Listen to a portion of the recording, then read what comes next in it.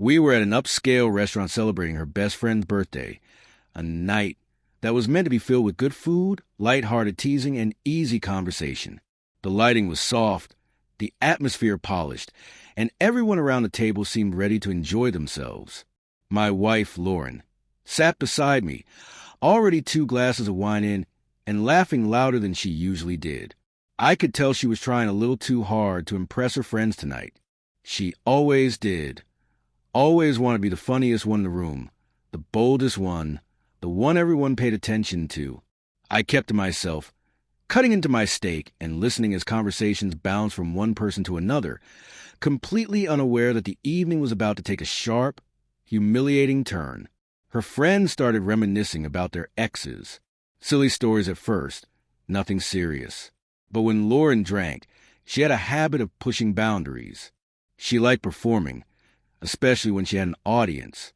So when her friend Melissa joked, "Lauren, didn't you say your ex was like a gym addict?" Lauren smirked, glanced at me for half a second, and then announced loudly, "Oh, he wasn't just a gym freak. He was more of a man than my husband sitting right here." The table fell into a strange mix of awkward giggles. Mine died instantly. For a moment, everything inside me went still, the kind of quiet the world takes right before a storm breaks. I slowly set my fork down.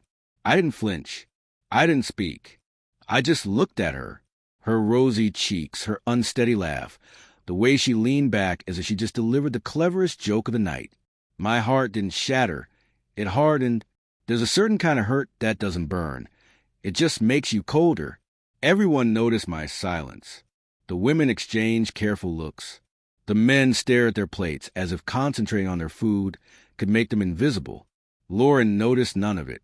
She was too busy sipping her wine, proud of herself, convinced she'd entertained the group.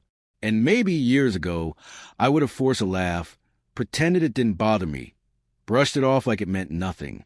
But not tonight. I didn't react because I finally understood something. She hadn't been joking. Humor always hides the truth. She wanted to embarrass me, belittle me, make herself seem bold at my expense. And that's when it hit me. Respect doesn't disappear overnight. It fades little by little until all that's left is an empty shell. The conversation at the table shifted awkwardly, but I could feel people glancing at me, waiting to see how I'd respond. I stayed calm and composed, letting the tension grow on its own. Meanwhile, Lauren kept laughing with Melissa, completely unaware that she had crossed a line she couldn't uncross. But I wasn't going to raise my voice or cause a scene. My response would be quiet, sharp, and unforgettable. When the waiter brought the check and split among the couples, he placed ours in front of me. Lauren leaned in, whispering, "Relax, it was just a joke. Don't make this dramatic." Her tone was irritated, dismissive, as if I were the one overreacting. She didn't know the joke had already changed everything. She didn't realize I had already made a decision. I picked up the check, looked it over, then set it down in front of her. "You handle it," I said calmly. The table froze again. Lauren's smile twitched, then vanished. "What? Why?" she stammered, scoffing nervously. I leaned back in my chair, arms folded. "Since your ex was more of a man than me, I figured you wouldn't mind paying for the meal you share with a lesser one." The line hit her like a blow. Her entire face collapsed, like she'd been publicly slapped. Her friends stared, wide-eyed. Even the couple seated behind us went absolutely still. You could hear a fork clink on a plate somewhere off in the distance. She looked around, mortified, finally realizing just how deeply she had embarrassed herself.